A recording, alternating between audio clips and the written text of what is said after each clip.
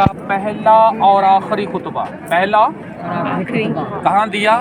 وادی پورنا میں۔ یہ وہ آگے مسجد ہے، اس مسجد کا ایک حصہ باہر ہے، دو حصہ عرفات کے اندر ہے۔ جو باہر والا حصہ ہے اس کو کہتے ہیں وادی ارنا۔ اسی وادی ارنا کے اندر ایک چھوٹی سی چٹان تھی، چٹان کا نام تھا نیمرا۔ وہ چٹان کے ساتھ کریم آقا صلی اللہ علیہ وسلم حجۃ الوداع کا پہلا اور آخری خطبہ دیا۔ نماز ظہر کے وقت میں، نماز عصر کے وقت میں ادا کرنے کے بعد اس مقام پر تشریف لائے۔ اوپر کا ذکر نہیں ہے، اوپر جو عوام الناس ابھی چڑھی ہے، 9 ذی الحج کو بھی اس کے اوپر چڑھنا، یہاں پر آنا فرض واجب نہیں ہے۔ حاجی کا اس زمین پر ظہر کے بعد یہاں پر 9 ذی الحج کو احرام پہن کر یہاں پر پہنچے، وہ حاجی بن گئے۔ کیا بن گئے؟ حج کے 3 فریضے ہیں۔ پہلا فرض حج کا احرام پہنا، حج کی نیت کرنا۔ دوسرا فرض 9 ذی الحج کو ظہر کے بعد، ظہر کس وقت شروع ہوتی ہے؟ آج 12:05 پہ ظہر کا وقت شروع ہو گیا۔ 5-6 منٹ کے بعد 5 سیکنڈ بھی ٹھہرے گا، وہ حاجی بن گیا۔ کیا بن گیا؟ حاجی بننے کے لیے اس میدان عرفات کے اندر آنا پڑتا ہے۔ جیسے الحمدللہ فریضہ ادا ہو گیا، اب اس کے پاس وقت ہے، ٹائم ہے، حج کا خطبہ سنے گا۔ اب اس کے لیے زیادہ نیکیاں اکٹھا کرنا چاہتے ہیں نا، خطبہ سننا کیا ہے؟ سنت۔ اب وہاں پر ایک اذان ہوتی ہے، 2 جماعتیں ہوتی ہیں۔ کتنی؟ 2 جماعت، 2 اقامت، ایک اذان کے ساتھ 2 اقامت۔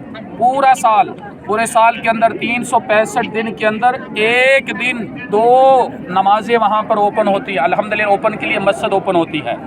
ایک اذان ہو رہی ہے، 2 جماعتیں ہو رہی ہے۔ اب کہیں گے یہ کون سا رول ہے؟ یہ ادائے مصطفیٰ صلی اللہ علیہ وآلہ وسلم، کیونکہ الحمدللہ اسی مقام پر جو حاجی کس کے پاس ٹائم ہوتا ہے تو یہاں پر آتے ہیں، دعا مانگتے ہیں، تو دعا مانگنا یہاں پر سنت مبارک ہے۔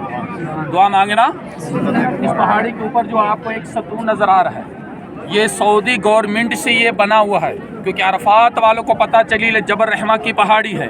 یہ پہاڑی میدان عرفات کے سنٹر میں آتی ہے، کیونکہ میں نے آپ کو عرض کیا اس کی لمبائی چوڑائی 6 کلومیٹر ہے۔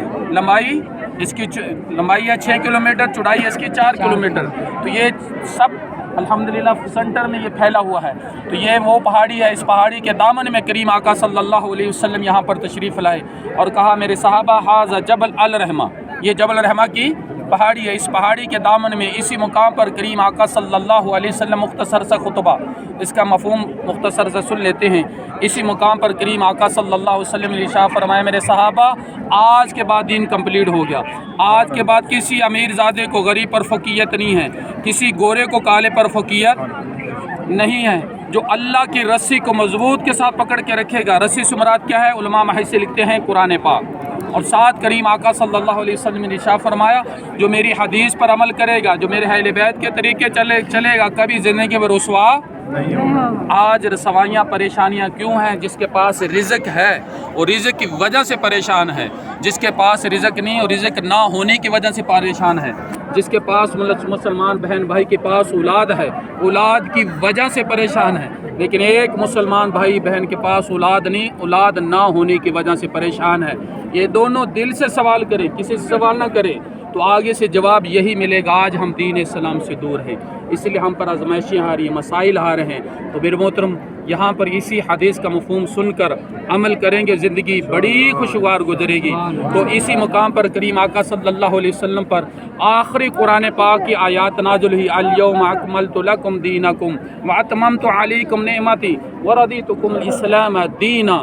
کریم آقا علیہ السلام نے ارشاد فرمایا میرے صحابہ آپ گواہ بن جائیں، کیونکہ میں نے دین اسلام آپ تک پہنچا دیا، دین اسلام آپ تک پہنچا دیا۔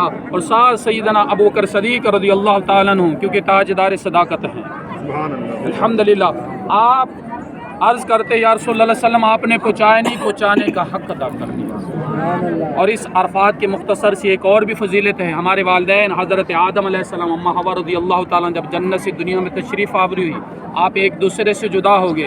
حضرت آدم علیہ السلام ملک سری لنکا کے اندر، اماں حوا رضی اللہ تعالیٰ عنہ جدہ میں، تو آج بھی جدہ اور ملک سری لنکا ہزاروں کلومیٹر سفر بنتا ہے، روایتوں ملتا ہے آپ 300-350 سال ایک دوسرے سے جدا رہے۔ آپ ایک دوسرے کو تلاش کرتے رہے، اللہ کے بارگاہ میں دعا خیر کرتے. جب اس زمین، یہ جو زمین ہے عرفات کی، یہاں پر آ کر آپ نے دعا مانگی، اس کا ذکر قرآن پاک کے اندر موجود ہے. ربنا ظلمنا انفسنا وان لم تغفر لنا وترحمنا لنکونن من الخاسرین. جب آپ نے یہ دعا مانگی، آپ کی دعا قبول ہوئی. قبول سے مراد کیا ہے؟ آپ نے ایک دوسرے کو پہچانا. کس نے؟ آدم اور حوا رضی اللہ تعالیٰ نے آپ کے ایک دوسرے کو پہچانا. ایک سوال یہ بھی ہوتا ہے، کیونکہ آپ کی پہلے پہچان نہیں ہوئی، پہلے ملاقات نہیں ہوئی، پہلے کیوں دعا قبول نہیں ہوئی؟ روایتوں ملتا ہے 300-350 سال ایک دوسرے سے جدا رہے تھے.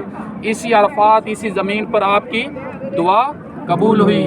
اور الحمدللہ اسی مقام پر رسول اللہ صلی اللہ علیہ وسلم نے بھی دعا مانگی. ہم بھی اللہ کے حضور میں دعا گو ہیں. اللہ تعالی ہمارے اس دعا کو، اس سفر کو قبول فرمائے. آج کے سفر کے توسل سے اللہ تعالی ہم سب کو 9 ذی الحج کو یہاں پر آنے کی توفیق.